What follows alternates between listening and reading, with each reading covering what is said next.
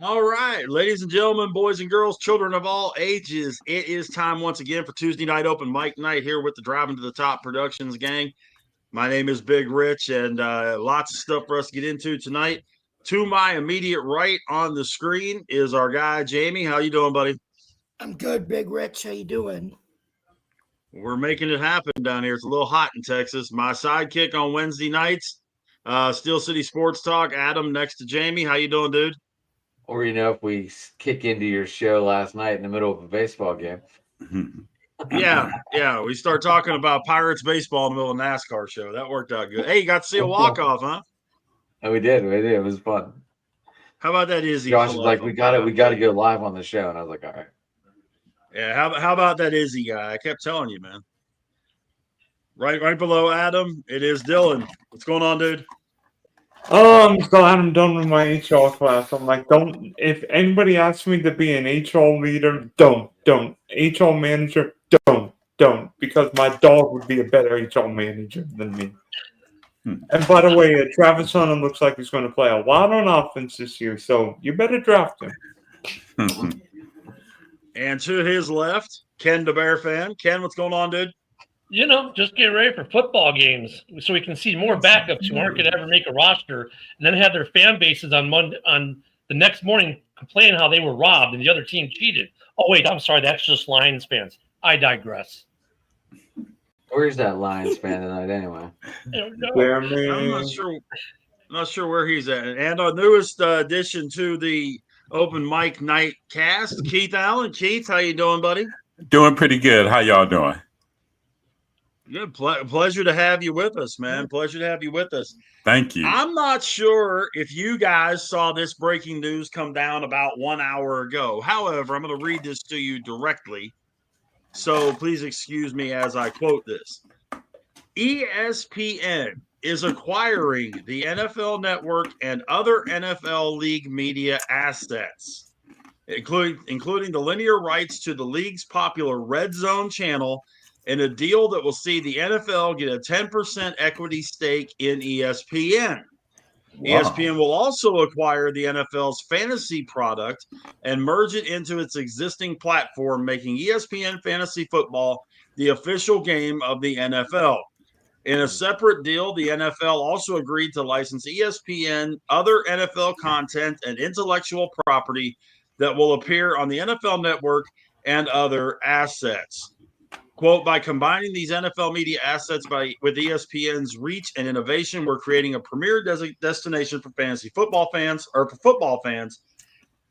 ESPN chairman Jimmy Pitaro said in a statement. Together, ESPN and the NFL are redefining how fans engage with the game anytime, anywhere. This deal helps fuel ESPN's digital future, laying the foundation for an even more robust offering as we prepare to launch our new direct-to-consumer services. This is also called a Hail Mary to save your ass. Can I chime in there real quick? Go right ahead.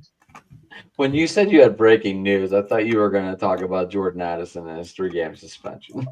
Oh, God. Oh, wow. That's big. It's bigger than that, man. Come on.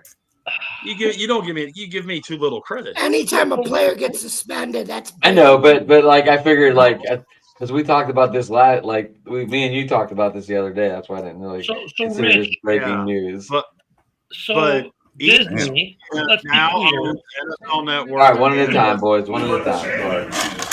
So anybody, who's gonna go first? So let's not clarify. So let's be clear. Disney is paying how much?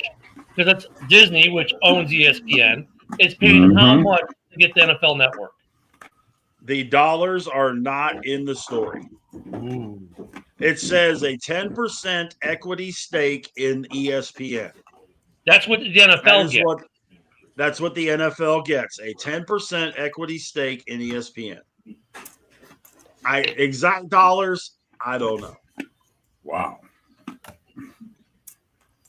But that means the entire NFL library. Coming soon on Disney Plus. That's where it's going to end up. Disney Plus is their end up. Because remember, Disney owns ABC. They own ESPN. I think this is bad for the NFL because ESPN already has its own. Look at how bad it was for UFC. Yeah, I mean, I'm not a big fan of it. I mean, look, it's money for the NFL. That's good for your salary caps going up next year, right? It's good Yep. that way. But I think in terms of quality, now the mouse is directing the. I mean, look at. I think NFL fans have a big enough issue with some of the stuff the league does in terms of the political correctness, wokeness, whatever you want to call it. And now you're going with Disney, which even though Florida got boycotted by Florida residents for a while, everyone got rid of their season passes. I don't know if this is a good move for the NFL. I think the NFL is better being the NFL. They just got out under. Remember, we had like a 20-some year contract with DirecTV. They just get out of it. Now they could use their platform and make their own money on the Sunday ticket. Now the mouse is getting it all. Wow. Yep. I mean, I don't know how good the product's going to be. I can't stand the guys on ESPN. I can barely stand the guys on NFL Network. Now it's getting worse. Yeah. Adam? Yeah, but you like Laura Rutledge, though, right? Oh, we're gonna get into this. Adam, where you at on this, man? The girls are better than the guys in media anyway. Who's announcing? Who's doing the red zone? Are they bringing the guy over from? Are they bringing the guy over that did it? They have not finalized that. The rumor is, and are you sitting down for this one? I am. The rumor is Stephen A., Dan Orlovsky, Booger McFarland. Oh, Pretty boy. Lord. Dan Orlovsky, pretty boy. I'm done. Mhm. That's the rumor. I mean, if they don't bring Scott Hansen over, that you're going to see millions of people say screw it, and they're not going to do it. You watch, because I know millions of people love the way he does red zone. I do. I think do it's too. great. I think he does it tremendously. But like Mm. Stephen A. has got to be the worst of all of them because we'll get all his political commentary in the middle. Who is the other one? Orlovsky. That guy is just going to be self-grandiosing everything. Booger's the best of the three. And you know, actually, he's probably the best of the three. But I hope they don't make the changes. I hope they leave NFL Network the way it is. I hope they leave Red Zone the way it is. But if they make it like that, Here's the bad part to it from my standpoint. Scott Hansen, when he does it, he tells you what's happened, period. He doesn't get into any X's and O's. He doesn't get into any, well, you know, this and that, because he didn't play the game. Yeah. Neither did any of those three. Booger played in the NFL for a hot minute. That's it. Okay? Those guys, you know dang good and well, they're going to get into insights and all, you know, blocking schemes and all this kind of craziness.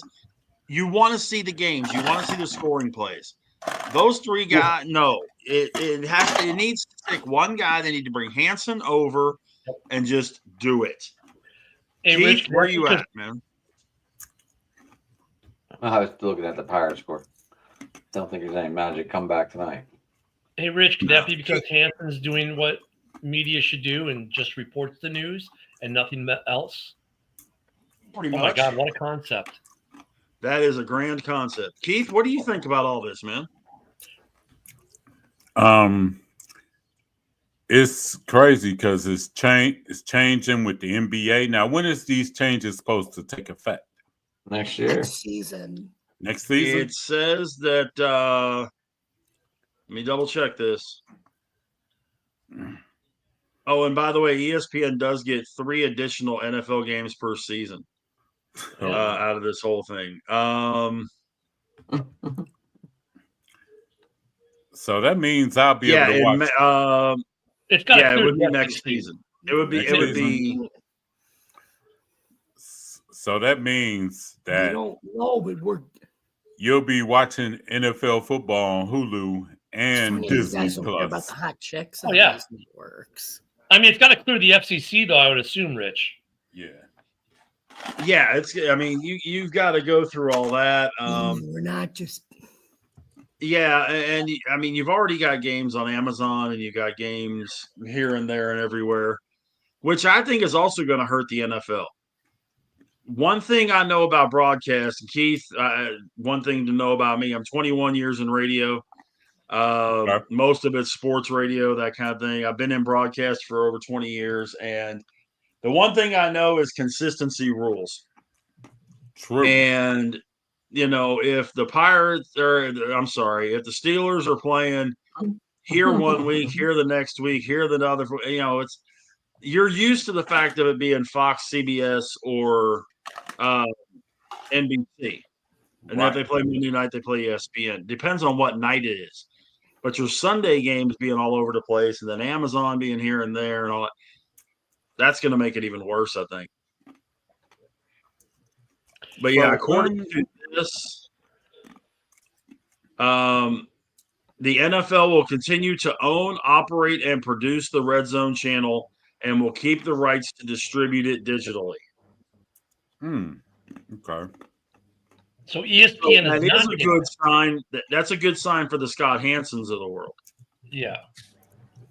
But NFL Network itself, though, now goes to the mouse. Right. Kind of looks that way. I don't see a date of when it's supposed to change. They said 2026, 2027, sometime between that. So next football season. It's just not saying exactly when. Yeah, it's gotta go. It's gotta go through. I mean, look, it can't be this year because it's got to clear the FCC, and they got to go through all the regulatory crap to make sure that it's not a monopoly and this, that, and then Fox says, "Well, wait a second, this isn't right," and they'll have an opportunity to oppose it, the FCC, and so at the earliest, you're looking next football season. I think that's what you're looking at there. Gonna be interesting though. It will be interesting. Haas, how you doing, dude? Very. What up, fellas? Going good. Ken, by the way, happy birthday yesterday. Thank you. Happy birthday to you. Happy birthday, Awesome. Yeah, we got 2/7 of this crew having birthdays this past week. So, happy birthday, Rich. Ken and I killed turned it yesterday. 54 and Haas turned 75. No, I'm in my no. I'm gonna make y'all's day. I'm in my Jerome Bettis years right now. I'm 36. It's Jerome Bettis year. All right. Yesterday morning. Yeah. There's a reason why we're doing this wirelessly. Well, you must not like him. 36. But I passed 36 is way in the rearview mirror, man. Yeah, I feel old now. Well, Ken and I killed it yesterday, talking about that shitty rapper and talking about all the drama. What we've been talking about, Haas, is that ESPN has bought for 10% of ESPN, NFL Network, Red Zone, and the associated entities. To include fantasy football. That includes fantasy football. That will make ESPN the official fantasy football for the NFL. That whole deal. So that's what we've been working on. Dylan, what do you got? I'll tell you what. I think ESPN's digging a deeper hole. I mean, we know ESPN is more left wing than ever now. And to be honest with you, if some of those people, I'm not going to mention names, are part of this ESPN NFL show, then what the bleep are the networks doing? ESPN did cancel around the horn though, so that's a good start. And they have No. ESPN's got to get rid of a bunch of people. ESPN. This deal is to save ESPN in the NFL landscape because it makes sense for pulling out of baseball, right, Dylan? Yeah, they're about to out of baseball. But I think ESPN is in deep. I think ESPN's in deep water, and I'm not sure if this deal helps them. I think it's a major red flag for ESPN's future endeavors in the sports. That's just me. Jamie, what do you think, man? Well, tell you the truth, it brings more money in for ESPN. We all know that they cover football and basketball, and they're basically pulling away from baseball. You knew this was going to happen. So, look, I don't want to burn bridges with anybody because I may want to work for ESPN or Fox someday. That's why I'm not as critical as you guys are. I don't want to burn bridges because that's my goal, is to get onto an ESPN or a Fox. That's why I don't criticize them as much. Well, luckily, Jamie, that's why you have me, and I'm retired. I don't care if I ever work another day in my life. I'll burn all the bridges with the ESPN and Fox. Well, Fox, come talk to us, man. But I mean, Well, with the mouse buying them, and Dylan's right with the politicalness of ESPN and of Disney. They're getting better with that, though. They got rid of Around the Horn. That was the wokest one of them all. But even Around the Horn, when it first started, it wasn't political. It was sports. The problem with ESPN is this. It's always been. They favored certain sports over others. They never covered hockey adequately. They never covered... Yeah, like even when they had hockey as one of their primetime sports, they still never covered the whole and they thing. have hockey again now, but go ahead, Andy. And then they play favorites on, like, as a Midwestern football team, the Bears could never get good coverage on ESPN because they weren't the Giants or the Niners or a coast team. And that's always been U.S. Any team from the Midwest, whether it be Detroit, Chicago, St. Louis, in whatever sport, the feeling's always been by the fan bases that ESPN doesn't care because we're not the Eastern Seaboard Sports Network. We're in the Midwest, and there's always been that. So, I mean, and then when you take the personalities of ESPN, which is what Dylan alludes to even further, I think it drives it deeper because NFL Network, for as bad as you can say it could be, for some of their coverage or some of their takes, none of those guys have political aspirations that we know of. They don't try to be overtly political. ESPN does. Hell, Stephen A. Smith said he wants to run for president and does political advocation. He should. This is not good for the NFL. Mess, dude. He should run from that side. As someone that's been on the ESPN side of things, I can tell you this. And this is where I have my argument with people like you can bringing up the Chicago thing. If they not covering the sports properly, if you're going to cover 4 or 5 major league sports, plus 4 or 5 college sports, plus everything else that they're covering, you're not going to give 100% coverage to anybody. And the teams that are winning are the ones that are going to get the most talk, or the ones that are in the bigger markets are going to get the ones that are in the best talk. Now, hold on. Josh, do you have a mouse pad? Hold on, guys. Hold on real quick. Josh, do you have a mouse pad handy? A what? A mouse pad. Yeah, why? Put your microphone on it. Oh my God. Okay, but Rich, let's be honest. NHL Stanley Cup Final is played, the winner. They're talking about the WNBA. Oh, by the way, the Florida Panthers won the Stanley Cup tonight. Okay, now we're going back to Caitlin and like, even when they were hockey for the Stanley Cup Final was a footnote. Oh, by the way, Germany won the World Cup today. Okay, we spent 2 seconds on it. I mean, I get what you're saying, but even then, when they're covering the NFL, the emphasis, even if there's the Packers who are doing well, the Packers would get no love. It'd be like, well, the Giants, who are the worst team in the NFL, blah, blah, blah, blah, blah, blah, blah, blah. That's because of Troy Aikman, buddy. Troy Aikman played for the Cowboys, but when he announces he loves the Giants, I could tell you that all day, man. It's because of Troy Aikman. Some of that is earned from the TV side, maybe not as much the radio side.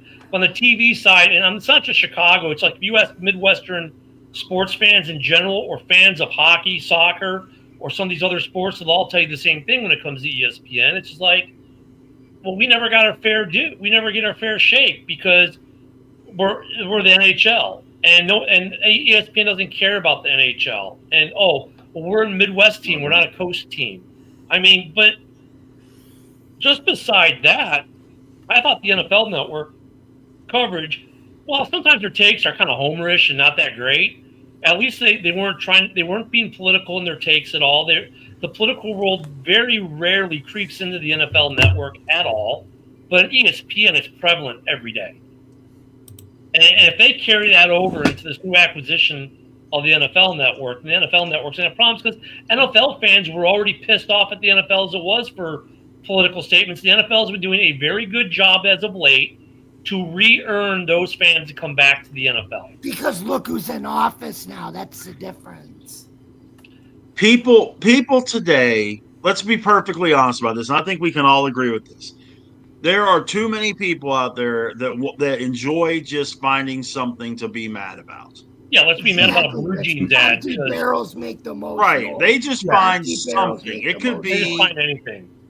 This team changed their logo, or this company changed their logo, or this company got rid of a flavor of whatever cereal, or whatever it is. There are so many people out there right now, and I know a bunch of them that are just looking for something to be mad at, to be pissed off about, and to put their spin on. Amen. And this isn't a political show. I'm not making this into a political show, and we don't want to make it into a political show. But I see where you're going, but I think it's even a bigger issue from the sports standpoint, because it just doesn't seem like ESPN has the quality of broadcast that it had when you were rolling out Stuart Scott. And I mean, you still got SVP, who is fantastic, but Stuart Scott and SVP and Dan Patrick and Charlie Steiner and Trey Wingo and all these guys, Berman. Much editorializing now compared to what it was. Like, those guys were great because they never editorialized. They had their little boops and their beeps and their little catchphrases, but they didn't editorialize anything. They just told you what happened in the games. Now these guys try to be like their CNN Fox counterparts. Well, here's what happened in the game, but we're going to break down why this and that. It's like, dude, just give us sports scores. We don't have to break down. If you want to do a show that's going to break down why the X's and O's happened, then do that during the show, but don't do it during Sports Center. Just give me scores and what happened and what trades there are. I don't need all the analysis. And why are you commenting on the Sydney, whatever her name is, Jeans commercial? What does that have to do with sports? But yet there's ESPN yapping their mouths about Sydney it. Sweeney. Yeah, Sydney Sweeney has nothing to do with sports. Yet why do I know the take of all the ESPN broadcasters? I shouldn't. It's like being a kid I don't in school. understand when denim went bad, but that's a whole other day for a whole other product. It's almost like when we were growing up in school, none of us knew our teachers. So speaking of things that could be bad about, Keith, what is going on in the QB situation on your team? Yeah, that's bad. Let's check it out. Well, that was my next question. Yeah. Well, Shedeur Sanders is supposed to get to start this Friday against Carolina. And they got a joint practice with Carolina tomorrow where I think Joe Flacco would get some work, and Shedeur and Huntley, because they just signed Huntley the other day. But I think Shedeur will probably get most of the work on Friday night against Carolina in the preseason game due to Kenny Pickett having a hamstring issue and Dylan Gabriel having a hamstring issue. They're trying to field a 53-man roster of quarterbacks in Cleveland. Here's my big question. I got 5. And this is just me. And Keith, I've said, since these guys will all vouch for me, I've said since the very beginning that Shedeur Sanders is one of the most overrated quarterbacks to come out in years. He and Caleb Williams are neck and neck. But when Shedeur dropped to the 5th round, I wasn't surprised, things of that nature. But if he goes out and completely wets the bed, is that going to allow people to finally put all this talk of Shedeur being that guy to bed? No, because Dylan Gabriel been wetting the bed all last week in practice. And the Browns are still trotting them out there with the first team reps. It's going to be a learning process. It's going to be a learning process for Shedeur. And I just expect minimal results on Friday. See if he can get them out of the huddle. See if he can line his people up right. See if he can pick up coverages and stuff like that. Just simple stuff for me. Now, if he lights it up. Keith, they don't really run their full season they don't run coverage their right now. Thing, right. Yeah, they don't run their stuff. But the simple things as far as having command of the huddle and getting his people on side, ready to rock, that will be huge and everything because But he hasn't gotten enough first team reps anyway. So, but Keith, here's the thing though. Like for you, like if Shador doesn't pan out, it makes your GM look good because that's why we took him in the 5th. If he pans out and becomes a franchise quarterback, yeah, well, we traded away the pick, and then we took a guy who everyone said would be the number 2 pick in the 5th round, and look at all we got for trading away the pick. How smart are we? Either way, I think that Cleveland looks good. Either way, either like, yeah, we knew he was kind of a bust, but okay, we took a flyer in the 5th round because it's a 5th round. Who cares? But if he is the guy, dude, they look brilliant for trading out number 2. Yes, it's like a lottery ticket. If it works out, like you said, they'll take all the credit. And if it don't work out, since he's a 5th round pick, it's like throwing a sandwich in the garbage or something like that. Could you imagine if they took him 2 overall and he didn't work out? Well, then it's happened before. There was absolutely no reason why he should have ever been up there. I mean, I watched him play his entire college career. Keith, I'm in Waco, Texas. I'm right at home, Baylor Bears.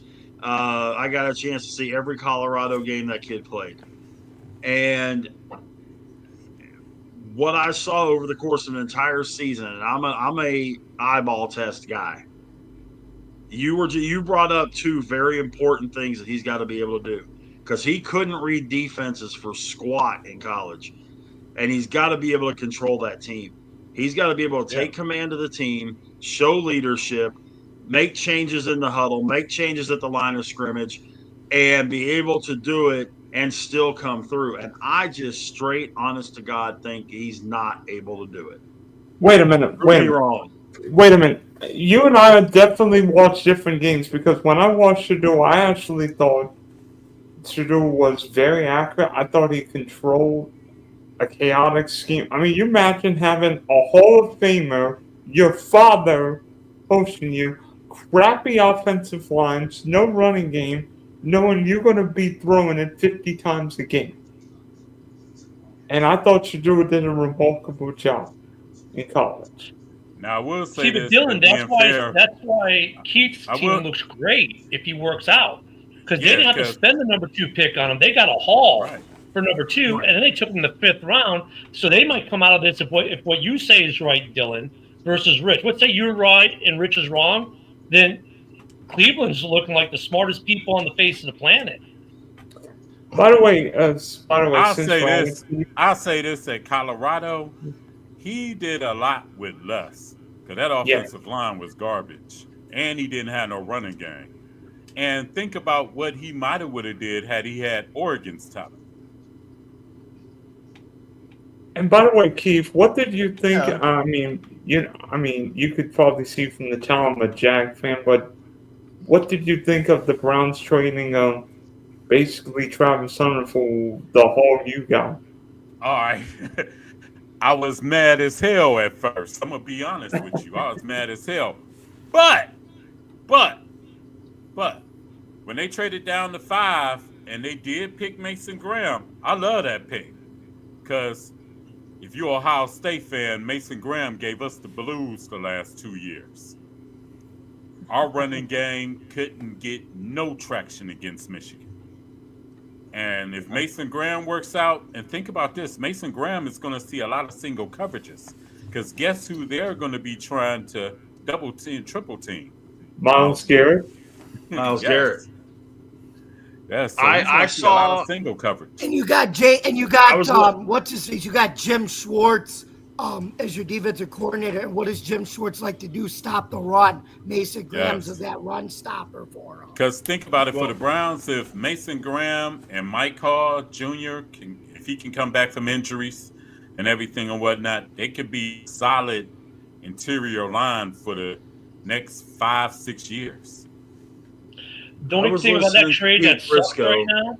Go ahead. The thing about that trade that sucks right now, though, for you, Keith, is you got a 2nd round pick for it, and the guy you selected, the last press release we heard of, we hope that he'll be able to play for the Browns, because of his domestic violence issues.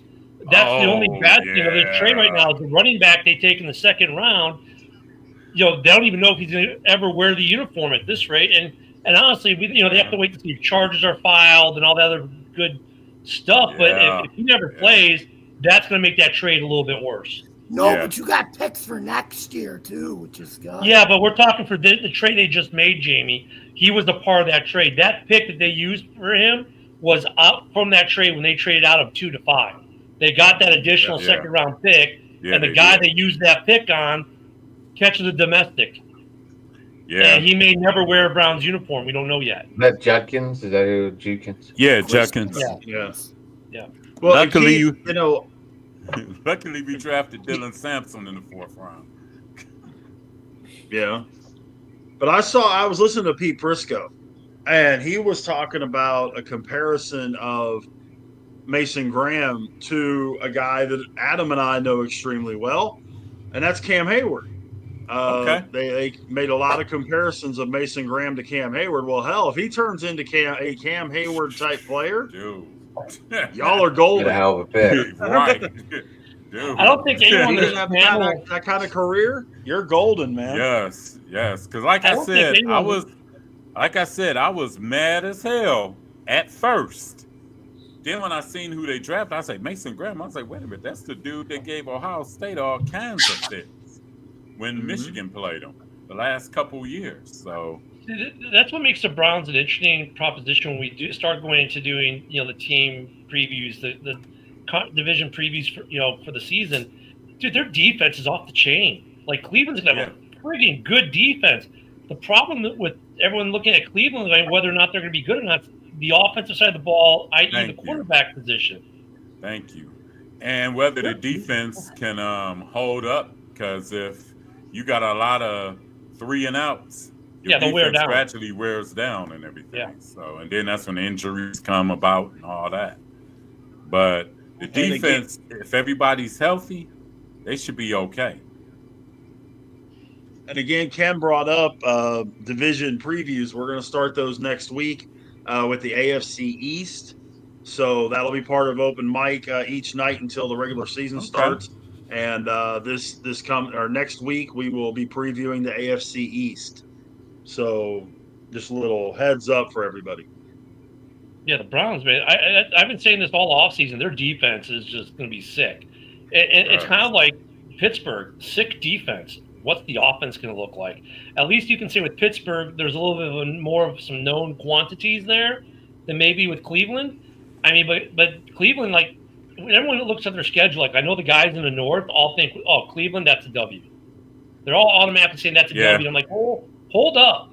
Because they have a defense. So if you get into one of those defensive struggles, if your offense doesn't do anything and they get a lucky shot downfield on you, I think Cleveland wins some games that people think they'll lose just because of how good their defense is, especially in the first 5 or 6 weeks of the season before that wear down starts to happen. Because, Cincinnati always starts slow. But they can't this year. They can't with those first 2 games. There is no possible way. But this is no. Burrow actually finally came to camp uninjured for once, so maybe they do start a little faster this year. Right. And then Cleveland, man, you guys have but Burrow always gets injured in the first couple of weeks of training camp. Yeah. And then think about it. Detroit looked at disorganized, even though it was a preseason game. They looked at disorganized last week. So that's part of what happens. That's part of what happens when you lose both of your coordinators. Yeah. The continuity isn't there that has been there. People do not realize how valuable that is, especially to lose both. You lose one, that's one thing. You lose both, that's a whole different ballgame. You have the greatest head coach in the world, and it's still the continuity issue. But what about Rich? What about the exception to the rule? The Eagles lost both of their coordinators the year before. They were getting ready to fire Sirianni. What happened? They won the Super Bowl this year. So and JB will push back on you too, because he'll say, look, they do have continuity because they hired both their coordinators from within. So for them, they think they have continuity. Now look, they're not as bad as the mad rapper that Big Hoss and I were talking about Monday morning, who said basically that the Chargers cheated and the Lions should have won. It's like, look, you had 90% of the guys on that field will never wear an NFL uniform during a regular season game. Trey Lance, he looked good. He looked like what a third overall pick should have looked like 3 years ago. Right. He actually really, in a sense, shouldn't even be playing these preseason games, in a sense. Yeah. Detroit was Trey bad. Lance may very possibly end up, when it's all said and done, getting a decent career out of himself. He's just been in the wrong spot because he wasn't playing in San Francisco. He sure as hell wasn't going to play in Dallas until Dak got hurt. So and he sure Dylan, as hell ain't going to play in L.A. No, Dylan, what do you got? I was thinking, we're all talking about football. You know what? I'm going to do my top 10 all-time NFL head coaches show tomorrow night with my buddy Kyle, which you can check out here on the Driving to the Top production. But quickly, I know it may seem a little rushed. How about everybody comes up with their top 5 all-time coaches?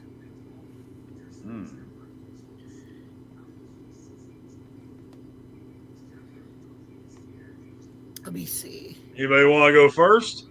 I will. Go ahead, Jamie. 5. And by the way, this is not current top 5. This is all time. The creme de la creme, the GOAT of NFL coaches. 5, Don Shula. 4,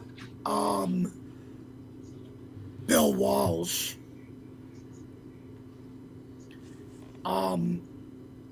3,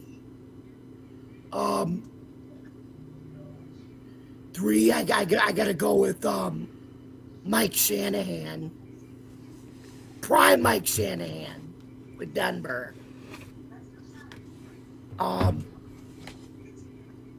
When he was with Denver, I would give him that. 2, Jimmy Johnson. And 1, Tom Landry. Dallas in the house. Oh, well, I didn't think the last 3 guys should be on the list. Josh being the youngest one here. Hoss. Go, Hoss. Let me go. Please, can I go next? Yes, sir. Y'all want me to go from 1? Y'all want me to do 1? Start at 1? 5 to 1. 5 to 1. 5 to 1. 5 to 1. Okay. 5 to 1. Here we go. Josh, you doing your number homework? 5. Sure. You better. Number 5, I'll say Joe Gibbs. Okay. It's a good one. 4, I'll say Bill Walsh. Okay. 3, Don Shula. 2, Bill Belichick. And number 1, Vince Lombardi. Oh, okay. You went super old school. Yeah. Honorable mention, I'll say Sean Payton. He's active. I knew you would say that. Who's next? I'll do my Keith. 5. Hey, Keith. Number. All right. Number 5. Ooh. I had it right on the tip of my brain, too. Number 5. Let me see. I got 2. Okay. Number 5. Bill Belichick. Even though, truthfully, he should be number 1. Mine ain't really in the order. 5, Bill Belichick. 4, Bill Walsh. 3, Chuck Noll. 2. And honestly, it pains me to say Chuck Noll. Right now, my skin turning and disintegrating right now. 2, Jimmy Johnson. 1, Tom Landry. Okay. I do not agree with Bill Belichick, and everybody up here knows Belichick was only good because he had Brady. Other than that, he's an average coach. Yeah, you have Jimmy Johnson on your list. Just saying. You mean Belichick? Jimmy Johnson is better than Bill Belichick any day of the week. That's your But you gotta opinion. give Belichick credit because he won titles with New England when Brady wasn't necessarily Tom Brady in the early years. Yeah. And they really relied on New England's defense. Yep. And I want to see what he can do at North Carolina as well. I'm actually hyped to see that. He's week not one going to game do with well ECU. in North Carolina. That grumpy personality, a football coach, you need a young, energetic guy, a young, grumpy guy like him. That ain't going to work with 23-year-old kids in college. Hey, he got that young girl giving him life. Damn, he got the Exactly, same. if it wasn't for that young girl. He got the same. He got the same hatred for Belichick as I do with Ryan Day. Hey, you know what? Ryan Day at least has a Check out. personality. Bill Belichick's a grouch.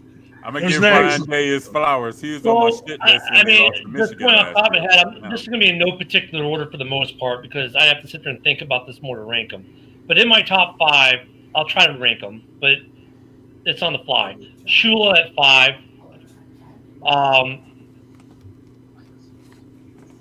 Shula at 5. Walsh at 4. God, we're going to miss so many great coaches, I know. At 3, Dungy. Okay. That's why you can't get another. So I got Landry, I got Shula. At 2, I'm going to roll Belichick. And at 1, there's only one coach in the history of the NFL whose nickname is Da Coach. And that'd be Ditka. And I'm going to say that because I'm going to homer out as a Bears fan. And I'm going to go with I ain't mad at you. No. He's only one who has a moniker. How many of these he's the only head coach who has a moniker as Da Coach. And everyone knows who you mean when you say Da Coach. Just saying. You want to be a homer? Yeah, It'd be like me saying. It'd be like me going Chuck Noll, Bill Cowher. Who did you put number 1? Da Coach. I can't say it. I can't say it. I can't say his name. Okay, Adam, you're up. All right, so I'm gonna go number 5, Andy Reid. I was waiting for someone to say his name. Yeah, that's a good one too. I wanted to say his name at 5, but there's somebody who was current. But he. Well, yeah, can't have anybody current. Come on, I'm gonna stick with the Bill Walsh at 4. Everyone has him at 4, even though he should be I think he should be a little higher. But then Bill Belichick, and then Get another job in the NFL now. So take that. Vince Lombardi and Chuck Noll was number 1. Hey, what about Levy? Didn't he turn like 100 years old yesterday? Yes. I guess I'm next. I'm a Bills fan. He was not Hey, by the way, Jamie, what if Sidney Sweeney was Bill Belichick's significant other? I'd go up to Belichick. I'd punch him in the face saying, that's my girl. I'd fucking clock him. Jamie, what did Bill Belichick do? Anyway, and we have not been banning You should remember, Jamie is a Bills thought he fan. was like this great coach, and now he doesn't have Brady. The guy doesn't have another job in the NFL. Show me on the doll where he hurt you, Jamie. Said I'm a fucking clock him. Can you say like every time they played the Bills? Yeah. Because he had a quarterback carrying him the whole time, and then he didn't do anything with Mac Jones and Cam Newton, and now he's in college, and the NFL doesn't want him anymore. Dude, you had a coach at number 2 who couldn't get another head coaching job after he left Dallas. Had to be on Fox Sports for 2 decades, and no one else will ever hire him. Just saying. I still think Jimmy Johnson's better than Belichick. I'm going to go to the yard with it. You're a Bears fan, Ken. You shouldn't talk. I know, but I wouldn't put Jimmy Johnson anywhere even in the top 10. Hey, Jamie, at least in Ken's defense, the Bears have won a Super Bowl in the last 40 years, unlike your team. Oh, wait, the Bills haven't even been to a Super Bowl. You like the Jaguars, dude. Nobody outside of Florida likes them. Hey, well, 2-0 against you, Sonny Bills in the playoffs. Wow, giving us another stat that nobody cares. It isn't relevant to anybody else here. And one of those games was in Buffalo. I have an idea for next week. You're stupid. Can we do top 5 NFL commentators next week? Yeah, and we know number one. If and we got know time, number because one's we're doing gonna an be, and I'm AFC not East even- preview, Yeah, Marcus. after we do the AFC East, we got time. That'd be a good one, Oz. Yeah, we can try that. Okay. By the way, I did have Marv Levy at 5. There you go. Good man. Tom Landry at 4, and that hurts me, but Tom Landry at 4. Joe Gibbs at 3. Chuck Knoll, 2. Bill Belichick didn't do And the anything. creator. Two shits about him. And the creator of the West Coast offense that turned the entire Bill offensive Walsh. football field around, Bill Walsh at 1. Okay, Adam. Let's see. Excuse me, not Adam. Josh. Sorry. I don't even know what day it is. It's Tuesday. It's Tuesday, Dylan. It's the second Tuesday of the week. Oh, no, it's the first. No, it's the 5th. It's the first Tuesday of the month, huh? Y'all got me dazed and lost. I lost it when he said he wanted to fucking clock punch fucking Belichick. If he was dead, I could. Belichick's got no strength. Hey, I'll tell you Belichick's this. got no muscle mass compared to me. I'll tell you this, Anyway, Jamie. Josh, I would what you pick got, Bill man? Belichick. Belichick's a fat fuck, all right? Not burning any bridges now, of course. What? All right. Okay, Josh, give me your 5, please. Oh my goodness. All right. Let's go, Pat, go. Let me find it. What? All right, number 5, George Hallis. Number 4, Bill Walsh. Number 3, Don Shula. Number 2, Joe Gibbs. Number 1, Vince Lombardi. That's a legit list. How many of us put Bill Walsh at 4? That's what I want to know. Probably everyone. And I didn't even You think of it. I guys- actually added George Hallis, but the coach, the emotion got me there. But yeah, it's a good list. That was a tough list. Like I wanted to put Jim Brown in there, but I was like, no, I gotta think I gotta look at. You mean Paul Brown? Oh, Jim Brown, Paul Brown, shit. I had him on my original list and I scratched him out. I think I was the only one who had Dungy. So I mean, This was last second, so like I had to think of something in my By the head, way, but- By the way, I'm not going to tell you my list. You have to wait until the mall find out. I do have a. Do you want a hint? Do you want a hint? Do you want a hint? Sure, why not? Sure, why not?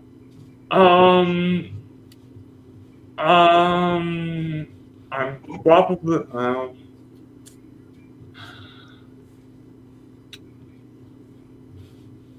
just tell us to Jimmy Johnson make your top 10, and I'll be happy. Jimmy Johnson didn't. It pains me, but Jimmy Johnson did not make my top 10. There we go. That's all I need to hear. Makes sense. Welcome Jimmy's back. career was very short. Too. Yeah. He made a lot of impact, but it was Jimmy very was short. Jimmy was either number 11 or 12. 11 and 12 were painful for me. Well, shifting gears just a hair because there is something else going on besides football right now. Yeah, you got me And- sweating right. You got me and- sweating right now, Jamie. I feel like I'm at SummerSlam. Well, and this is the thing. I said that I was going to get Jamie charged up before the show, and you guys did it for me. I hadn't even start this one, so I'm really going to get. I think I'm going to get Jamie fired up on this one. Okay, if you guys are Aaron talking- Judge is back. Aaron Thank Judge is back God. tonight. Thank God. The UCL is in bad shape. He's probably going to have to DH the rest of the season, which means you're putting that liability Giancarlo Stanton in the outfield. That part Here's sucks. my question to all of you guys. As we sit right this second, and I'm looking at the standings, and I've got the Rangers and the Yankees on next to me. Who's But winning? as I look at the standings, the Rangers are 0-0. Okay. But as we sit, the Yankees have possession of the. Whoops, hold on. The Yankees have possession of the number 2 wild card spot, tied with Seattle. Considering this injury to Judge and the impact that that's going to have, and the fact that the Yankees bullpen stinks out loud, even with the guys they just got, the Rangers proved that last night with that walk-off win. Big time. Are the Yankees cooked? Jamie, you want to start or go last? No, I don't think they. I personally don't think they are. It's a bad streak, and they can get through it as long as they get into the playoffs, division or wild card. They can be good enough to make a run. They're not good, so no. I'm going to keep it simple. What- They're not cooked. What did you think of the Ryan McMahon deal? I'm going to ask you another question with that. But Ryan, what did you think of the Ryan McMahon trade to put somebody decent at third? A+ deal so far. Okay. Adam, are the Yankees cooked or no? Yankees cooked. I would like we talked about it a little bit last week, Rich. Like we know that they should have possibly went out and got a right fielder, knowing the Judge situation. They should have made a move. I mean, they ended up getting McMahon, which is a good fielder, but I can't see it. I don't care if Judge can let Judge DH, but you still need a right fielder. Yeah, but then if you don't put Giancarlo out in right field, you take his bat out of the lineup. The only way you can keep both bats in that lineup is if you put Giancarlo in right, because neither one of them can play first. No. Ken, where are you at with this? Well, I'm going to say this. There's my prediction for baseball right now. The World Series will not have the New York Yankees in it. I want a rematch of 2016. You want the Cubs and the Guardians? Yeah, I want a rematch just so we can beat them again. Just so we can beat their stupid name. I could see half of that as a possibility. Yeah. No, but I mean, the Yankees, like, I get it. You're perennially pretty good every year. I think they would have been better off just sitting Judge and letting him heal for next year. And right now, they're putting themselves more at risk, both defensively and long term. Should Judge hurt himself further or more seriously, which is going to now take next year. And for what? I don't think for this year this is not it for them. I think it's a bad move for them. Potentially a very bad move. And I don't think it's going to they're not getting to the World Series, I don't think, either. So I just think it's a bad move. Haas? Well, before I give you my honest answer, let me just say this. It's Eaton wants a 2016 rematch. I'm going to try not to go off subject here or cause any chaos. But if Cleveland ever wins the World Series, and I'm going to throw another team, if Washington ever wins the Super Bowl, I think both of them should get their original names back. Yep. Okay. Now, are the Yankees cooked? To be honest with you, I can't give you an honest answer until after this weekend, because the Astros will play the Yankees this weekend, and that's if we sweep them or win that series, they're cooked. If we get beat by them, there's a chance they can be deep in the playoffs, because we got humiliated by the fucking Red Sox. We're one win away from sweeping the Marlins right now. This weekend's going to determine if they're really cooked or not, because that's the only time they're going to play each other unless they cross paths in the playoffs, which I doubt they will. But how many? Friday, you got to watch it on Roku. I don't have that. Saturday's on MLB Network. I'll get to watch that. And Sunday's on their usual network. I'll get to watch that too. But it depends how the weekend goes with them, because they will go to the Bronx and play the Yankees this weekend. I got to see who's on the mound that weekend. All three matchups for both teams. I hadn't even looked that up yet, unless Jamie knows it. You're talking about the Yankees and the ninth is old timers day for us. Yeah, I mean, it's something like it's like Texas playing the Yankees right now. I mean, right now the difference is the Yankees have a game and a half on Texas, 2 games on Cleveland. If Judge, I mean, they're damned if they do, damned if they don't, I guess, because I guess right now maybe they're thinking, well, at least we get the bat. But if you get the bat and he hurts himself further, where now he misses next year or significant time next year. All right, so Friday's game, it's Hunter Brown and Cam. Am I saying his last name right? Schlitter. Cam Yes. Schlitter. Hitler. Just He like throws my 100 last he's team, got other 100-mile-an-hour fastball as a rookie. And then Saturday's Colton Gordon and Luis Gill. And Sunday is Framber Valdez and Max Fried. Free. Freed. Free. Why is it spelled like fried? Why Because is Roy spelled like Wall? it's EI. It's I before E, except he does it EI. Why do we park on the driveway and drive on the parkway? Come on. I mean, let's. Well, good. Hey, now that I man. got his last name correct, I don't have to say it wrong tomorrow night. I'm gonna say Freed instead of Fried. I like him fried. But but either way, you know, I don't know. I mean, I kind of I agree that the Yankees aren't the team to beat in the AL. People keep sleeping on them, and I said this at the beginning of the season that if they would hit the ball, which they have been doing all season, people better watch out for Seattle. And that's exactly what's happening. Seattle is playing tremendous ball right now. Their pitching is great. They got a bat during the offseason. They got another bat at the trade deadline with Eugenio Suarez. And Josh People Naylor. better watch out for Seattle. Yeah, and they picked up Josh Naylor too, which not only gets him another stick, but it shores up first base.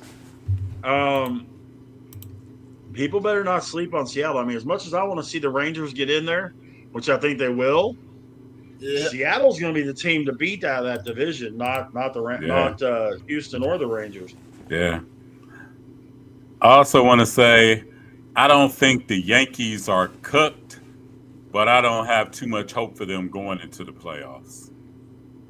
Because right now, they're behind Boston out of all teams. They're behind Toronto. Even though I'm not really scared of Toronto, to be honest.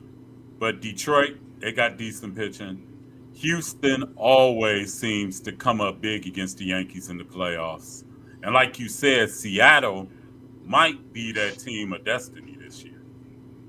So I don't think the Yankees are cooked, but I'm not confident in the Yankees going through the playoffs. And I think you guys all have great takes. I'm not mad about it. And I think also it's time to send Aaron Boone packing. Because he has done less with more than any manager in the big leagues.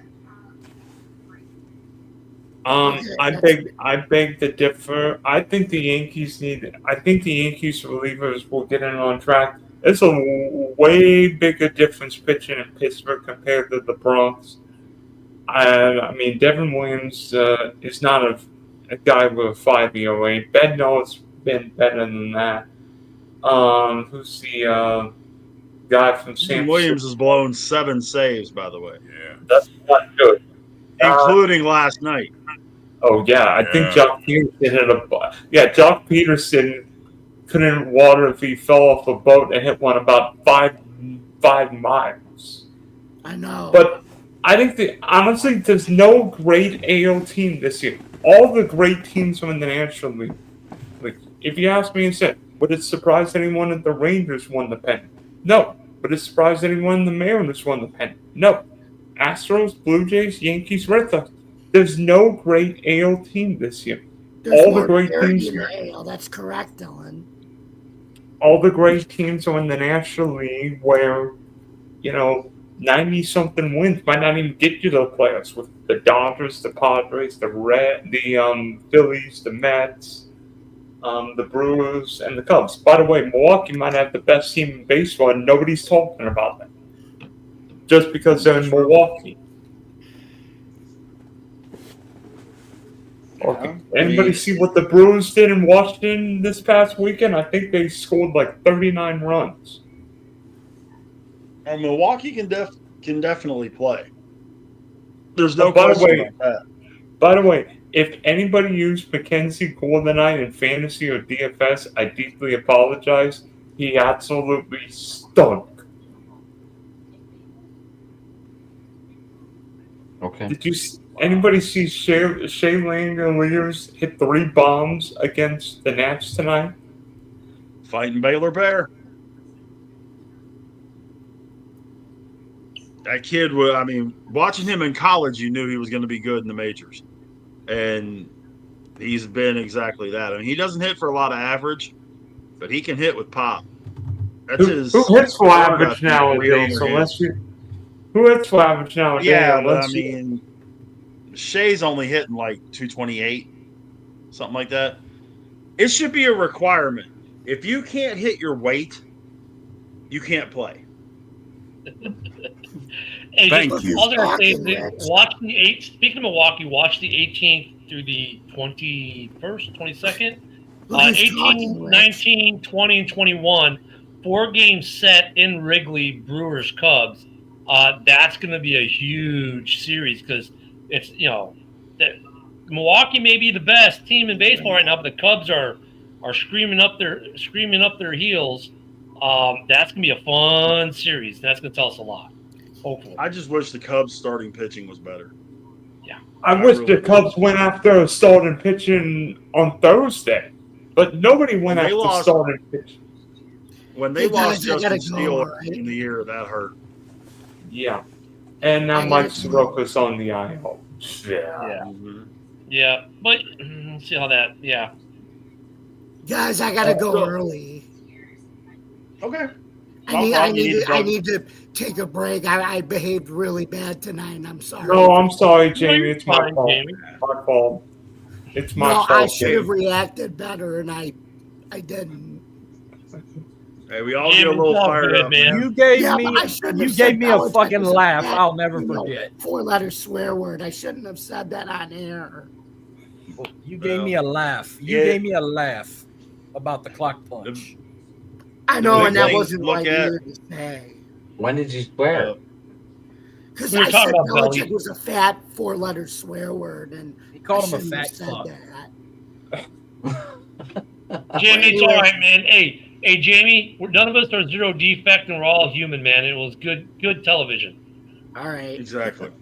Oh hell yeah! Don't You made- I'll don't stay don't on. beat you yourself made up, you dude. made my fucking night, Jamie. All right, I'll stay on then. That was Very passion. serious, Your man. Don't passion beat came yourself up. through. Okay. Yeah, your passion came through. That. Okay, I'm gonna bail. That way you all can talk wrestling. Big D Podcast, One Key Spectrum Sports. I'll be on tomorrow at 7:00. So get your clipboards, get your calculators, your mouse pads, your microphones. I'm gonna have my top 10 all-time coaches, and I'm gonna show you the real list. Gotcha. Coming soon. Make your list of top 5 greatest NFL commentators. Whenever we do that, get that list ready too. Let me see. My list is gonna be Big Hoss, Big Rich, Ken the Bears fan. Hey, okay, so now here's a legit question I got for you guys. Because we've all heard about this stuff going on.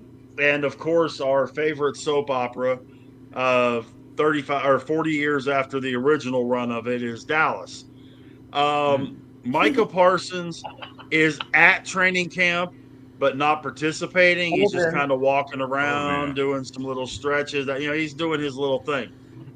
Micah wants paid. He wants paid better than TJ Watt. There are rumors floating around, of course, of all kinds of different things. Now, I understand the fact he's a Northern PA guy. He grew up a Steelers fan. Not saying the Steelers sign him. Does Micah Parsons start the year with the Well, okay, there's 3 options to this. Does he start with the Cowboys on the field? Does he start the year with the Cowboys holding out? Or does he end up with another team before game 1? Josh, what do you got? I don't know. If he does get traded, like, what is he worth? A lot. It's a fair question. Seriously, because I mean, with Trey Hendrickson on the he's a market, kid. so too. Huh? Well, remember Trey Hendrickson's on the market too for wanting to be traded. So I mean, I agree he's Right, worth a but lot. Micah's like but- 5 years. Micah's like 5 years younger than Hendrickson. Right, and grant Mhm. that too, but I mean, I think that takes the compensation down a touch, depending on the type of team. If it's a type of team that's we're all in for this year, we could give 2 shits about 3 years from now. He's worth more. If it's a team that's building towards the future, I'm sorry, he's worth less. But a team that's building for long term, he's worth more to them. You see what I'm saying? So, like, if you're an all-in team, like, I don't know, give me a good one, like Baltimore. For Baltimore, he's worth less in trade compensation than he is, let's say, for, this will never happen, but say Chicago, right? Because Chicago's looking for more long-term. Baltimore's like, we're ready to win now, right? So I think that's going to be a factor with Trey being out there, because if I can get Trey to win now, that brings the cost down. Does that make sense, Rich? Yeah, but the key question is, does he start the year with the Cowboys on the field? Does he start with the Cowboys holding out, or does he start with another team week 1?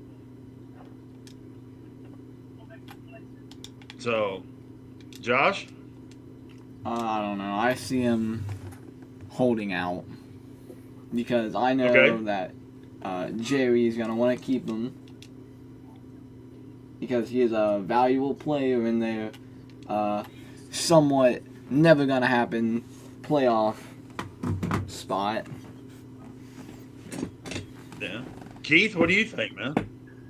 I say Micah starts off with the Dallas Cowboys this year. You know, Jerry Jones ain't new to this. He's done the same crap with CeeDee Lamb, the same crap with Dak Prescott, did the same crap with Emmitt Smith back in the 90s. Only difference is none of them asked for a trade except Micah Parsons, but I think they'll get a deal done before the season starts. Okay, so you're saying he's on the so they're field. going to have 5 players with 65% of their pay scale? Yeah. If they pay him, yeah. Yeah. Ken, where does he start the season? Not in Dallas. And I say that because of this. Because of what was said. I mean, yes, he said he was a consummate teammate. Pay Dak. Pay CD. Get my teammates taken care of so we have a good team. And then make sure you take care of me. I'll even play on the tag if you're taking care of me. And now it's so bad. He's like, I'd rather take less money to play for Washington than come back to Dallas. Ooh. So I think he's out of there. And if Dallas refuses to trade him, then obviously it has to be he's just going to hold out. I don't think he plays another down in Dallas. I think it's unrepairable, the situation.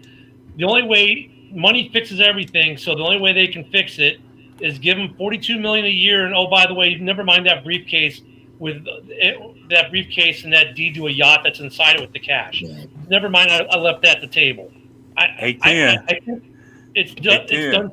Guys, I'll see you later. My voice is shot. All right. All right. Okay, man. Ken.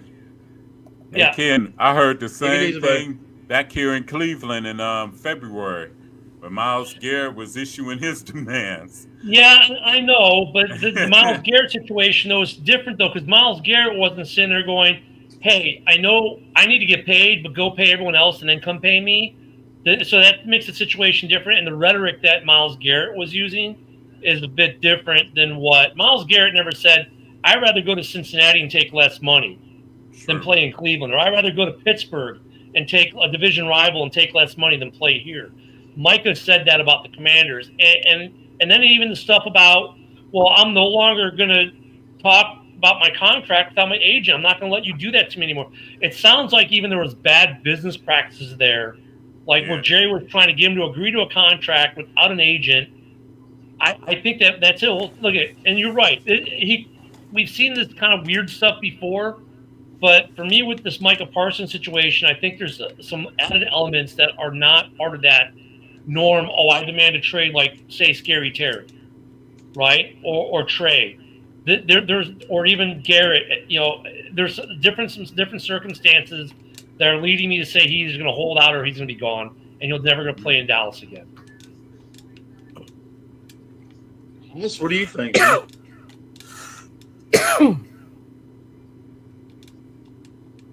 Who? Yo Haas. What do you think? Well, Yo Haas. Yo Haas. I'm sorry, you cut out when you said that yo part. So, if he starts, that means he got his money. If he don't play, it's because he Jerry Jones put his foot down. He probably gave him a smart ass comment about it and said, okay, you're going to sit out. You know how Jerry Jones fucking rolls. But the bottom line is that Cowboys know Parsons is a generational talent over whom they had contractual control for the next 3 seasons if they so choose. But at some point, this gets done, especially if Jones is telling the truth by suggesting he had an offer on the table that featured what, like almost $200 million guaranteed? I digress that. There aren't too many people who genuinely believe he will be traded. And we only have to look at comparable pass rushers. I mean, TJ Watt and Myles Garrett for recent examples who went through a similar dance with their respective teams only to then get their desired contract. That doesn't mean the setup is ideal. What about Parsons is you have to get into that football shape before week 1, but the damage this conflict might be doing to the locker room and its trust for management. The fact that, remember the Eagles were now 7-point favorites for this game? Even if he plays or don't play, Parsons is still with the team, and that's a start, but will he be with his team at full force week 1? It depends if he gets his money or not. Yep. Let me add this to the conversation. Can I add something before Adam goes? Because this may impact Adam. For this year, the Cowboys have $31.5 million in cap. It won't. Micah Parsons, an extension will not affect that. For 26, they're negative $5.2 million, and then they have $68 million for 27. But for next year, without him signed at all, they're already negative $5, but you figure they're going to get $20 million right from the league. So now they got $15 million in cap space. So part of the issue there that is also different than these other guys is the Cowboys don't have the money. I'm sorry. Go ahead, Adam. Oh, am I up? Yeah, I don't. I have no clue what to think of this situation. We're talking about a generational talent wants out for less money to play with another team, and it's got to be throwing every Cowboy fan off the wall that he would want to leave and go play for less money, but he wants to sign a bigger contract in Dallas. It's not making sense as a fan. What I hear in this area through the flagship station up in Dallas and through stations here in Waco and that, dude, people are losing their minds. But it's something that we talked about a long time ago when they spent the money to sign Dak. You know, you're coughing up $60 million a year for Dak. That's 20% of your salary cap. You're coughing up the money you spent for CeeDee Lamb. You're coughing up the money you spent for these other guys. And there's only so much, and you can't necessarily take care of everybody that you need to take care of. Micah is, and we've had this discussion before too. In my opinion, I don't care what order you put him in. He's a top 3 pass rusher in the NFL. You know, I don't care what order we put him there with J.J. Watt and Myles Garrett. He's right there with him, or T.J. Watt, excuse me, and Myles Garrett. I don't know that he is. I know he's not on the field with the Cowboys. I also don't know that Jerry is smart enough to understand early that he needs to get rid of it. I think he holds out.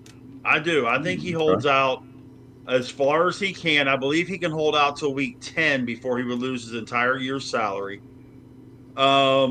Yeah, he'll take a hit each game he holds out, but I think he holds out. That's just my 2 cents worth on the thing. Now, on restructuring for 26, where they have no money, I don't know why you'd want to restructure Dak, who's a $74 million cap hit next year, but you could potentially save $30 million in cap savings for next year by doing that. CeeDee Lamb can save you 19. And they got a couple other. The other Osa can get you 12. Trevon Diggs can get you 8.8, and Terrence Steele can get you 8 on restructure. So I mean, he's got that in the hip pocket, but I don't know if you're going to want to restructure honestly any of those guys, because now you're going out even longer usually, or creating some other issue. That's the problem the Cowboys are at with the money they've spent and the way they've spent it. I don't know if they can really afford it, and let's say they do some restructures and that, and they do give him his money, they're still not a Super Bowl contending team. No, they're not even a division. No, they're not even a division contending team. So I mean, that's one thing. If you're Jerry and you're already making money hand over fist, and you know that you could spend all this money on have to do all these restructures, hamstring your team for another 2 or 3 years extra. Like, dude, you're making money hand over fist. He's better off trading Micah, getting 2 first-rounders and something else for him, and getting some cheap guys so that he doesn't completely implode, like, say, the Saints, right? And he's going to continue to be profitable. And at the end of the day, that's what Jerry Jones cares about more than anything. Am I profitable? So that's the other reason why I think Micah is not going to start the season off with the Cowboys, because financially you could find a way, but at what cost to their long-term success and profitability? And if they unload him, I think you're right. It's 2 1s. Just like I thought it would be 2 1s if the Steelers traded TJ. I think you're definitely looking at 2 1s being the market price, just like it would have been for Myles Garrett. Well, Khalil Mack was that. Yeah, I mean, what were you hearing, Keith, whenever Myles Garrett was asking for the trade? Were they looking at 2 1s? 2 1s. Max set the standard. It's a pretty good standard. I got for a guy of that caliber. Yeah. I got something we can talk about. Want to get your take on something? So, guys, what? I am gonna have to cut out here in about 10 minutes, just to let you know, because I got. I'm gonna be the same way. I'm gonna be the same way. I got out 10. All right, so Marcus, we'll let you close it out with the final question. Is that cool? Yeah. So I want to get your takes on this. Okay. Jordan Addison gets suspended for the first 3 games of the season without pay for violating the NFL's substance of abuse policy. I think he popped pills, but what's your take on Jordan Addison's case? Who wants? Ken was excited about it. I want to hear his take about this. Well, yeah, because I see him in week 1, or would have seen him in week 1. And I think he's going to be seeing another suspension for the DUI case here shortly too. Because he still hasn't gotten adjudication from the NFL on that. I mean, look, I'm happy as a Bears fan because I don't have to see him in week 1. I'm ecstatic. And the Packer fans, yeah, they're ecstatic too because they don't have to see him in week 2, which means now that Minnesota offense becomes even more one-dimensional. That it becomes kind of one-dimensional. It's just cover JJ. I still think JJ and Minnesota's Hawk. the worst team in that division. You cover JJ and Hawk with the rookie quarterback. Oh yeah, teams are going to feast the first 3 weeks on Minnesota right now because that's a huge threat off the table.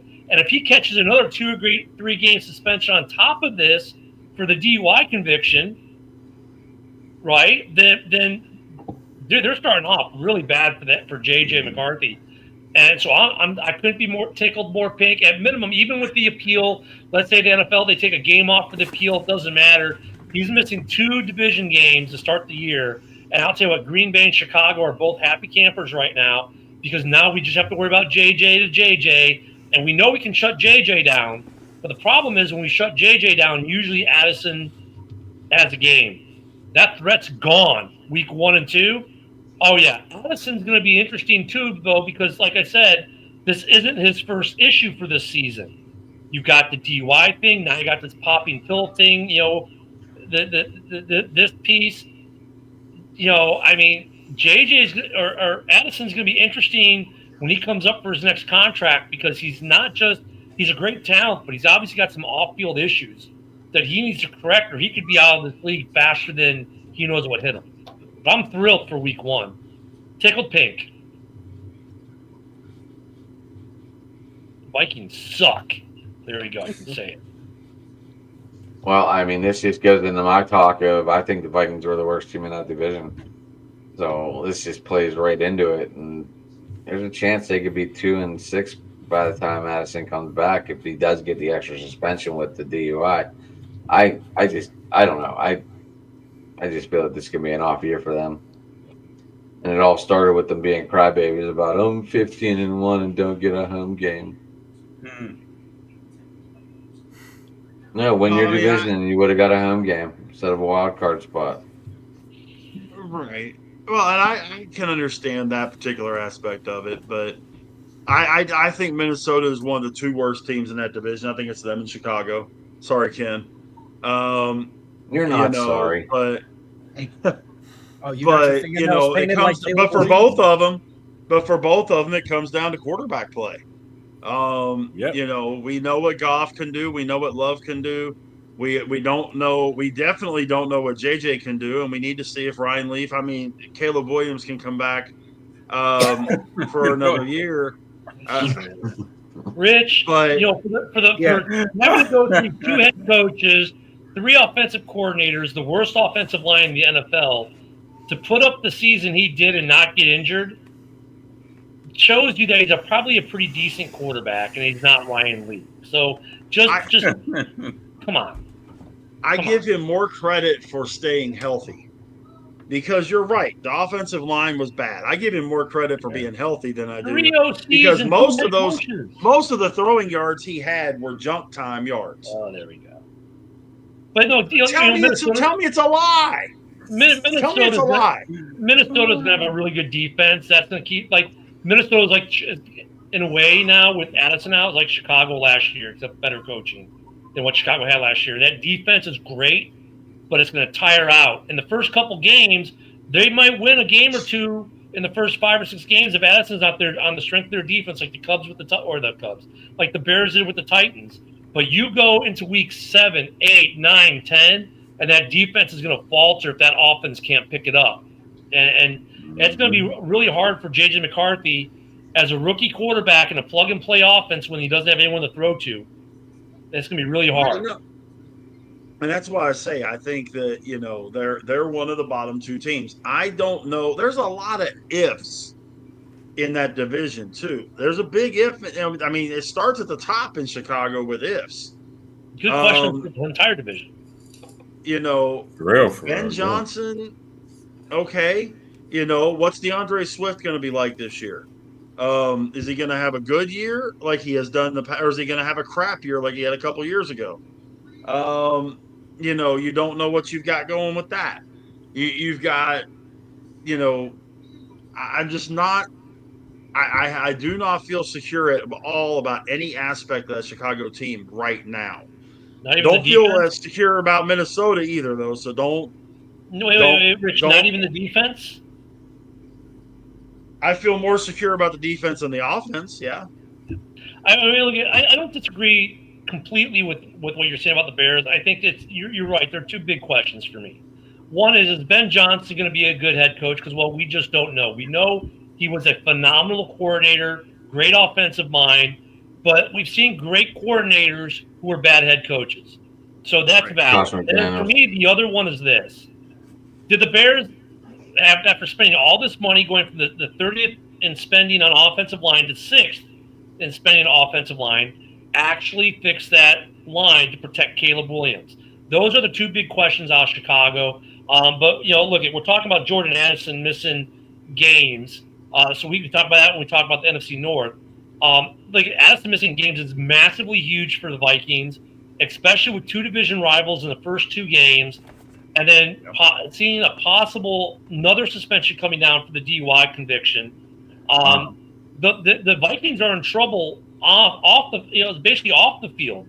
And then you add in, it's a plug and play offense. So JJ really just has to be Kyle Orton. Don't do stupid shit. Put the ball where it's supposed to go. But it's going to be, asking a lot of JJ McCarthy in his first year starting, second year in the league, when you're taking away one of his top weapons in 2 division games with 2 really good defenses coming at you. So I think for Vikings fans, the first 2 weeks where they probably had optimism before, now comes a little bit, oh, crap, I don't know if we're going to survive this. All I'm going to say is, all I'm going to say is the Browns will probably get their second win against Minnesota in London in week 5.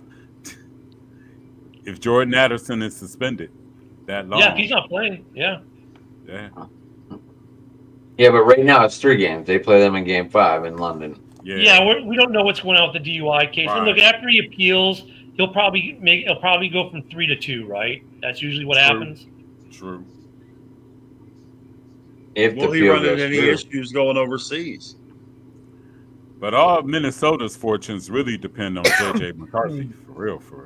I mean, it could be worse if he violates his policy. He could miss majority of the season. But yeah, but I Keith, mean, I think you're right. Yeah, Hoss, that's the bigger question. Like, what else?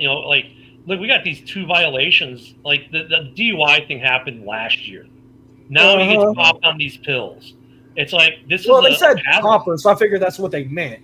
Someone said popper, so I figured, what is he, pill popping now? Did he pop X or something? Well, let me verify what this is.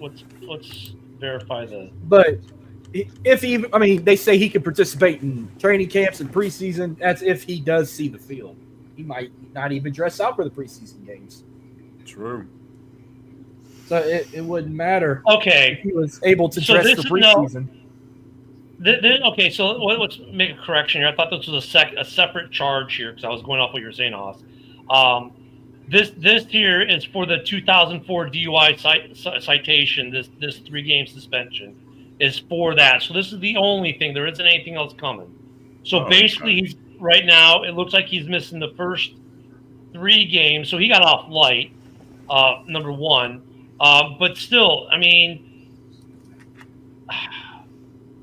For their sake, you hope he doesn't do anything else stupid. Yeah. But the first 2 games, man, their defense is going to keep it close. That's the one good thing for Minnesota in a weird way. It's the first 2 or 3 games. Their defense can carry them for those games without Addison. So I think it has a big impact, but I think it's mitigated somewhat by being this early in the season. I mean, I don't know how the laws work in other states, but I'm pretty positive, like, if he were to get a second one, he would most likely end up behind bars. Yes. So this charge, it would happen in Los Angeles. So basically what happened is he'll sleep behind the wheel on the freeway near Los Angeles International Airport.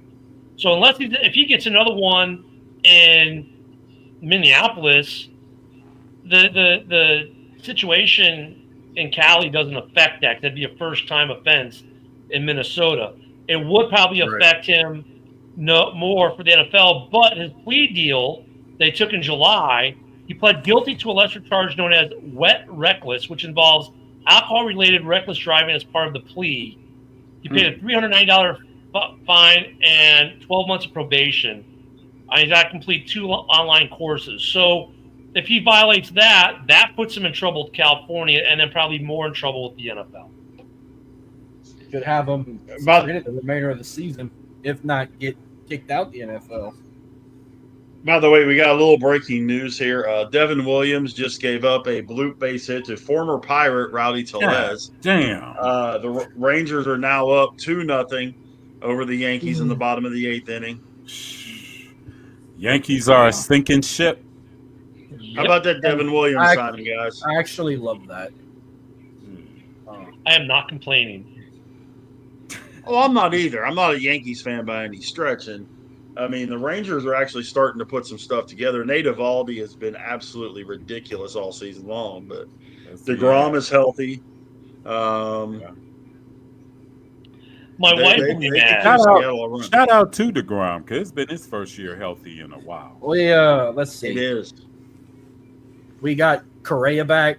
We picked up Ramon Urias from Baltimore, and we got Jesus Sanchez from Miami. And we traded Ryan Gusto to Miami to get Sanchez. My wife will be mad, though, because she is a Yankees fan. It's funny. My wife and my youngest son like the Yankees. My daughter and I like the Red Sox. So, go figure. My grandpa around the house, huh?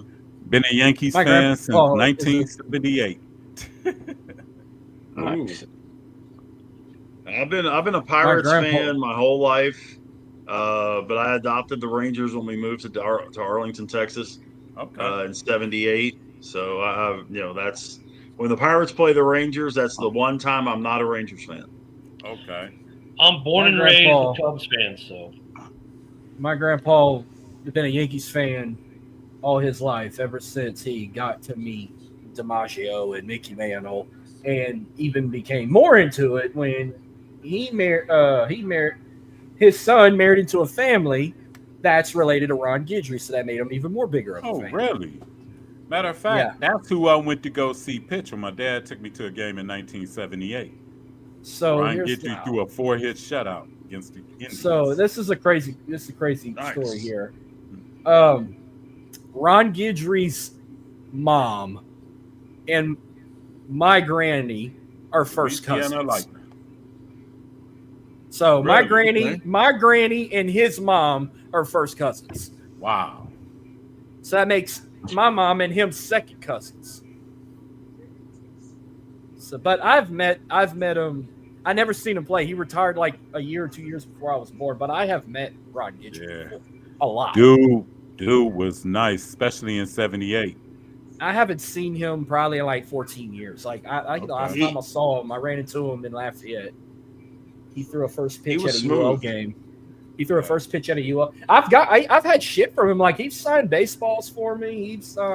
He gave me Yankee gear that I never like really took for granted. Like I've had a jersey or a shirt he signed when I was a kid, but I was just a big Astro fan. Like that was the first team I ever saw in person, and went to the Astrodome. Got to meet Don Wall. He signed a baseball for me, and I fell in love with Jeff Bagwell. That's how I became an Astros fan. Okay.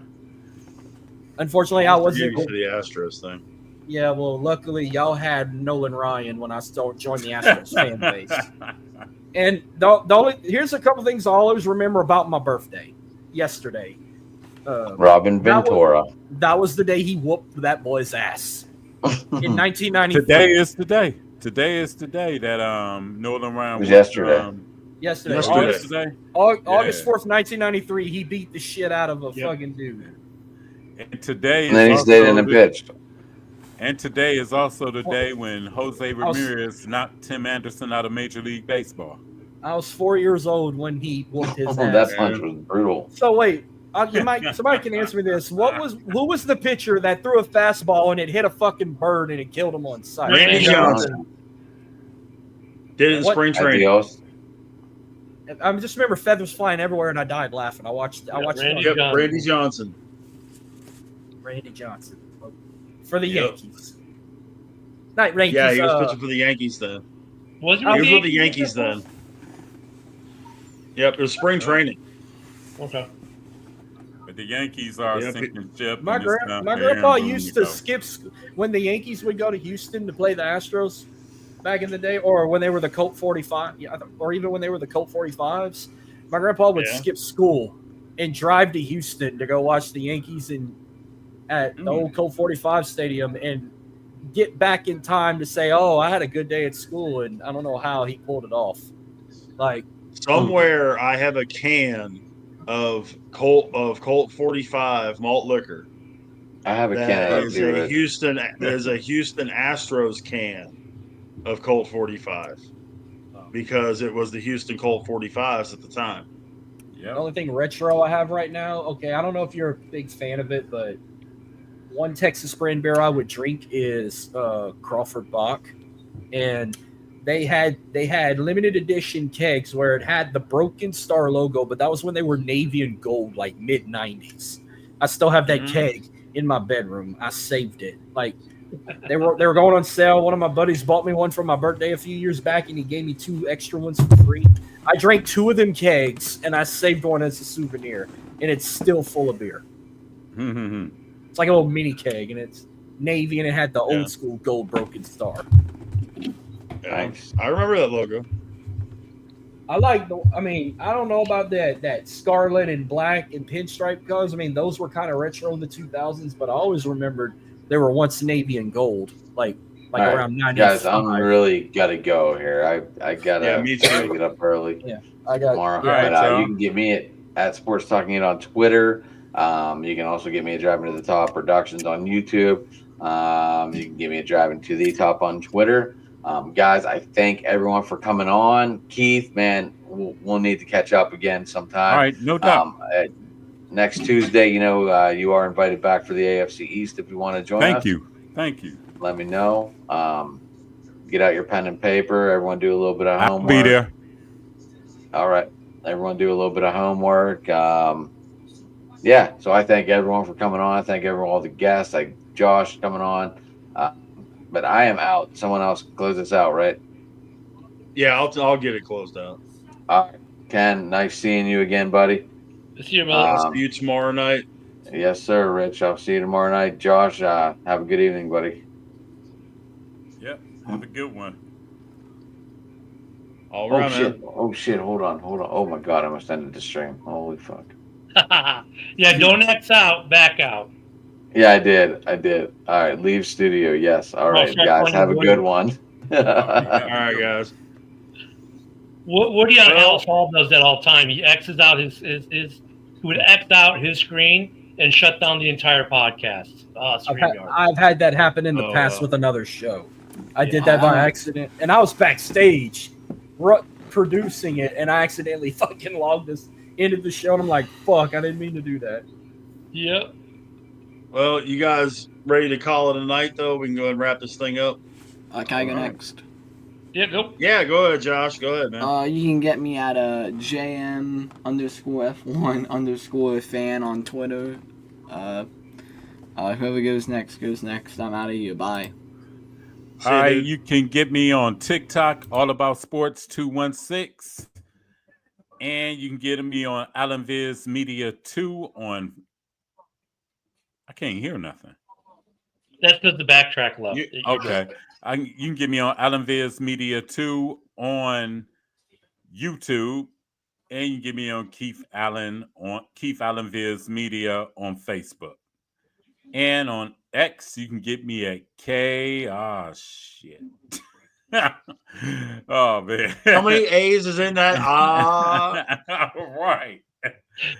Keith, shit. All right. That's what I'm talking about. You can catch me on X2 at K_Allen569. I like the Keith. Shit. It's been a pleasure, Keith, man. You definitely come on back next week. Yeah. All right, no doubt. Nice meeting you. Nice meeting y'all, and thanks for having me. And I'll see y'all next week. I might be a little late because I got an MRI in the evening, but I will be there. Good luck with that MRI. Good luck on the MRI. Yeah, good luck. All right, fellas. What show you do? I do All About Sports 216, but lately on X, I've been putting out a lot of shorts. Okay. A lot of minute videos talking about various sports stuff and everything. And I'm about to work on something now real quick. I'll probably say something about the WNBA and say something about Shador getting his first start. Oh man, I forgot the topic I wanted to talk about for the WNBA. I'm gonna say it always happens. I'm gonna bring it up next week about them throwing fucking dildos on the court. Whoa, where they do that at? Where they do that at? Chicago. I think it was Chicago or Milwaukee, one or the other. Well, the sky do suck, so Ooh, wait. Speaking of Chicago, you can catch me, as it says on my name there, at Ken the Bear Fan on X. You can also get me at Ken the Bear Fan on YouTube, where this stream is going to both those locations now. I also restream a bunch of the stuff from the Driving to the Top, and also, of course, the Huddle Sports Network, where you can catch me every Monday through Friday at 10 a.m. Central on Kennecken in the morning. And every so often, you'll see a big hoss pop by, or someone else, or we'll be talking about some mad rapper who's mad because we don't name him properly with YouTube included in his name. It happened. It's true. Wednesday night, you can catch me on House Hall Report at 7 p.m. Central, and on Sunday for pregame, 11 a.m. Central. We also do that, and you can catch us on my X at the Huddle Sports Network on Facebook, or if you prefer, if you have Roku or Fire TV, go to either one of those and search in the title there, Huddle Sports app, and you can watch us on your TV for our faces that will break your TV, because we have faces for radio. But that's where you can catch me every day. And of course, I like to repost stuff that Rich does and Haas and all the guys from Driving to the Top. It's one big happy Driving to the Huddle family. Yeah. By the way, we got more breaking news for you Yankee fans out there. Rangers 2, Yankees nothing final. So Yankees lose again. 5 in a row. First time I ever gonna be glad the Rangers won a game. Yeah. Mm. All right, Hoss. Yeah. How we get That you, was- man? Well, that was my first time on Ken and Ken. I guarantee I'll be there Labor Day. That'll be my next day off in the middle of the week. But I'll pop in on Labor Day. But I'm at Big Hoss 337 on Twitter. I'm on Facebook, Instagram. My show on the go is on Twitter, or you call it X, and on Instagram at _TXLA. By the way, Keith and I do follow you. I realized that was you that told me happy birthday. So we follow each other. Right. So hell yeah.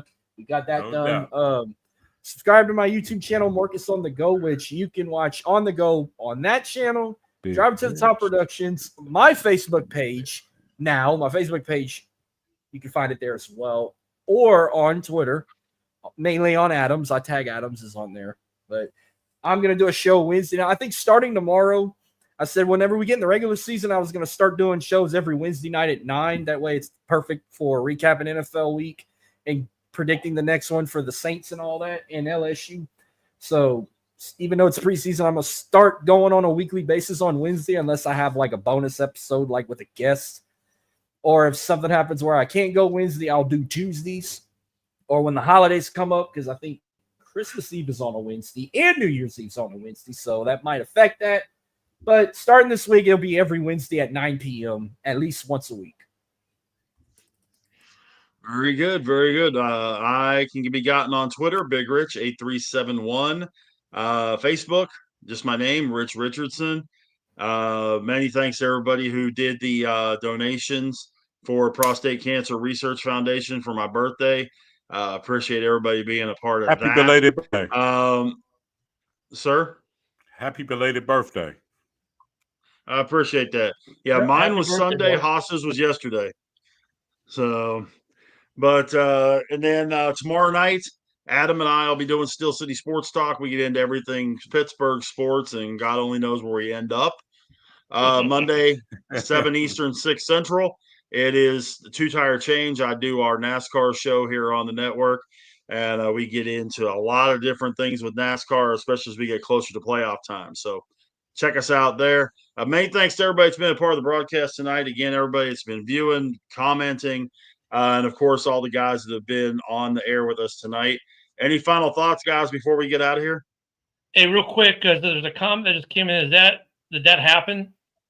Did he sign Keenan Allen? Yeah, Allen is back with the Chargers. He Yes. did actually sign. That's Yeah. how predictable is that? 'Cause he said he'd go to one of 3 places. Man, hey, we're getting closer. We're gonna start seeing. That's one thing I think for football fans.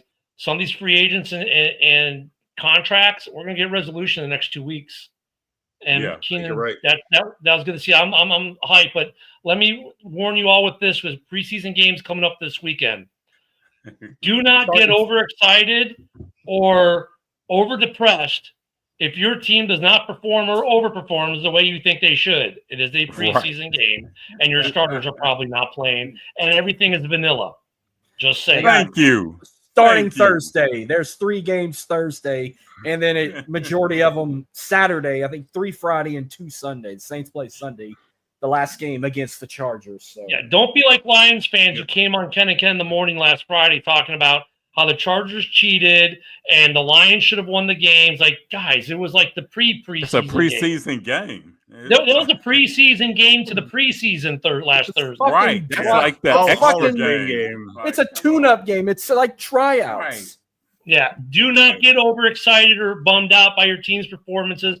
However, I will say this: the joint practice and the preseason games are a good indicator of what your depth may look like and if players are actually improving due to the coaching they are receiving.